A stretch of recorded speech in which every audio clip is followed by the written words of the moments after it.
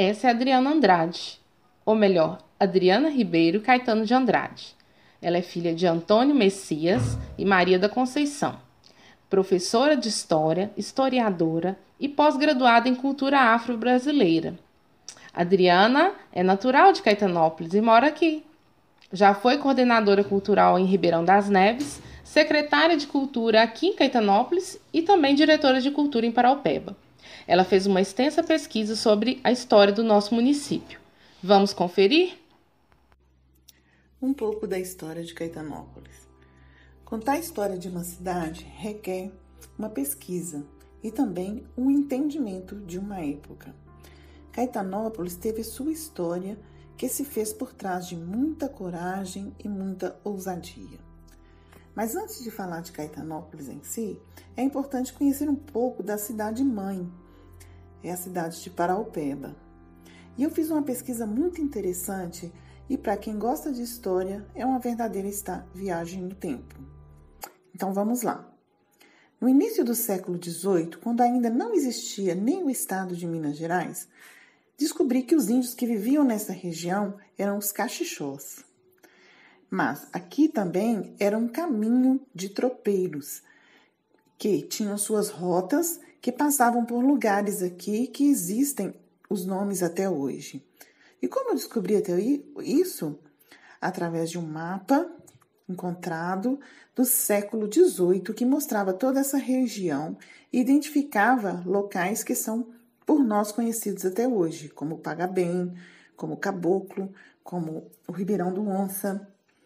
E deste caminho foram surgindo fazendas e um pequeno lugarejo.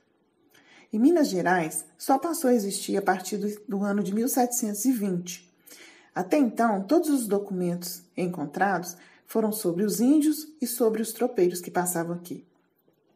Porém, em 1731, encontrei um documento que dizia sobre os moradores que existiam num lugarzinho chamado Tabuleiro Grande. Nesse documento, mostravam que essas pessoas contribuíam com um imposto, que era o real donativo.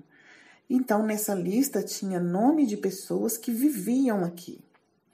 Eu nunca quis desconstruir a história de Paraupeba, mas a pesquisa me mostrou sobre a construção da igreja de Nossa Senhora do Carmo do Tabuleiro Grande, que foi um pedido feito pelos moradores, e essa autorização foi dada pelo bispo no ano de 1742.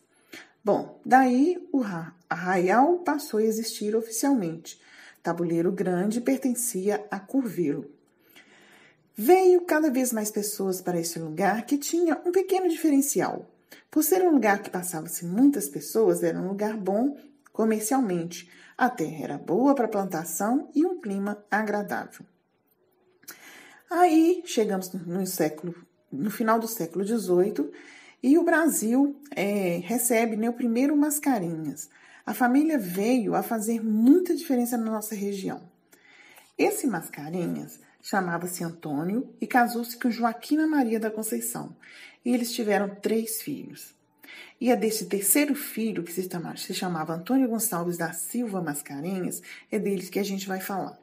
Ele casou-se com Policena e, em 1824, se estabeleceram em Tabuleiro Grande, compraram comércio e começaram uma vida de trabalho e de muita prosperidade.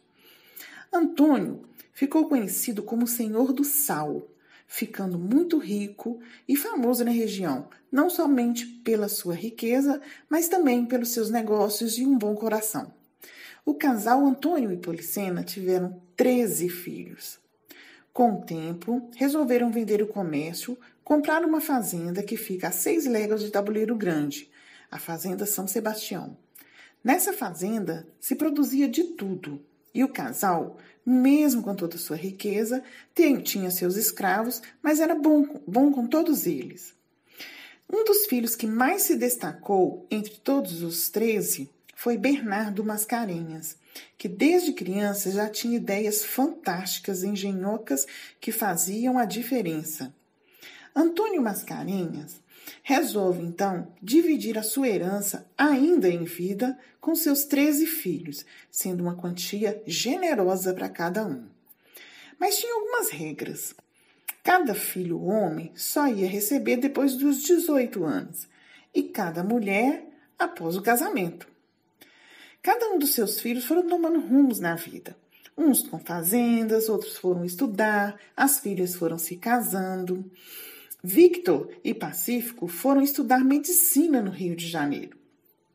Um belo dia, Bernardo, jovem, com seus 20 anos, resolveu ir visitar seus irmãos.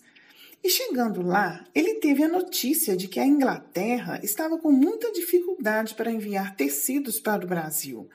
E aqui só se comprava tecidos ingleses. E aí ele teve a ideia de criar uma fábrica de tecido no Brasil. Tinha a sua parte da herança, mas ele queria uma coisa muito grande, maior do que ele podia comprar. Então procurou seus irmãos, e Caetano foi quem aceitou a sociedade logo de cara. Mas ainda não ia dar, ele precisava de mais alguma coisa. E aí seu irmão mais velho, Antônio Cândido, conhecido também como Barão Antônio Cândido, foi quem concordou em ser o terceiro sócio. Porém, tinha uma condição. A fábrica de tecido teria que ser aqui na região. Isso deixou Bernardo muito chateado, pois o sonho dele era construir em Juiz de Fora, onde tudo seria bem mais fácil. Mas Antônio Cândido foi taxativo e, não tendo outra opção, Bernardo aceita então esse desafio. E assim, em 1867, compraram a Fazenda da Ponte, muito próximo de Tabuleiro Grande, e da Fazenda do Rasgão, a residência E aqui então começaram a construção dessa fábrica. Bernardo vai para o exterior para comprar o maquinário. Caetano e Antônio Cândido ficam por aqui com a parte da construção.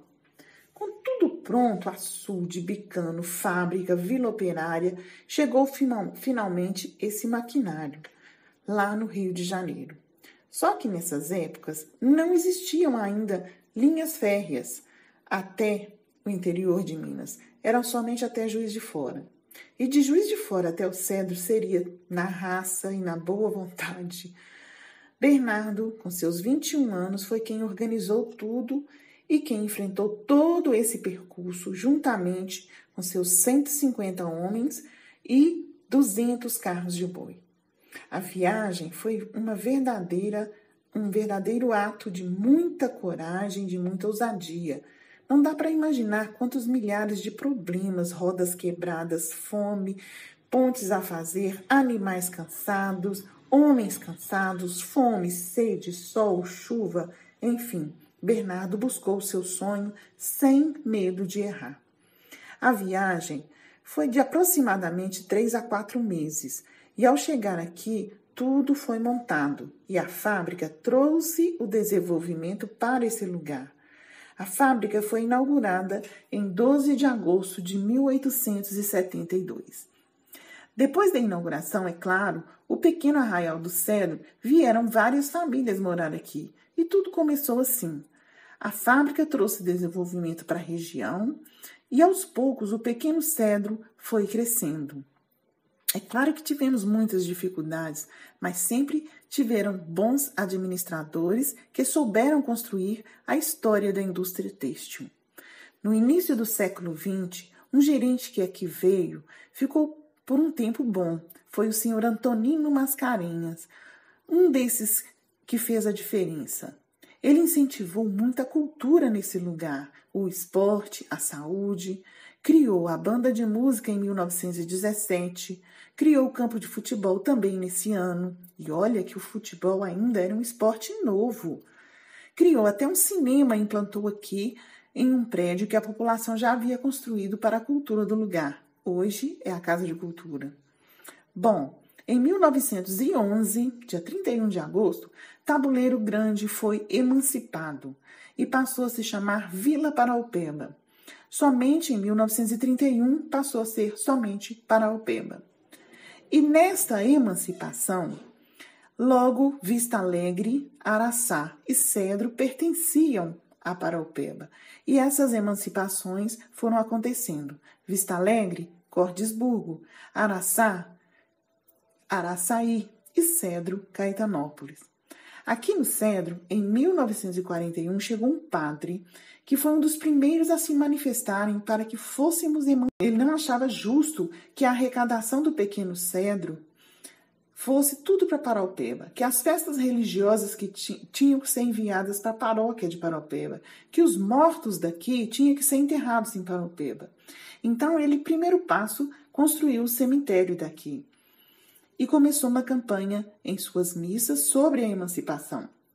Foi colocando a ideia para que as pessoas conseguissem imaginar a cidade emancipada. E não deu outra. A princípio, as pessoas não aceitaram, por também achar que não seria melhor. E apesar da fábrica, a princípio, não concordar, os acionistas se reuniram e Antônio Joaquim Mascarenhas e sua irmã Branca Mascarenhas foram impecáveis com seus argumentos. E aí conseguimos a nossa emancipação no dia 12 de dezembro de 1953. A instalação do município se deu em 1º de janeiro de 54. E a data escolhida para ser o dia do município foi o dia 13 de junho, o dia do padroeiro da nossa cidade, Santo Antônio. O nome de Caetanópolis foi sugerido por Dr. Guilherme, que era neto do Coronel Caetano, um dos 3 irmãos que sonharam com essa fábrica. A cidade de Caetanópolis, do povo acolhedor, de tradições, de pessoas talentosas, tem uma história que mostra como o sonho pode transformar a vida de um lugar.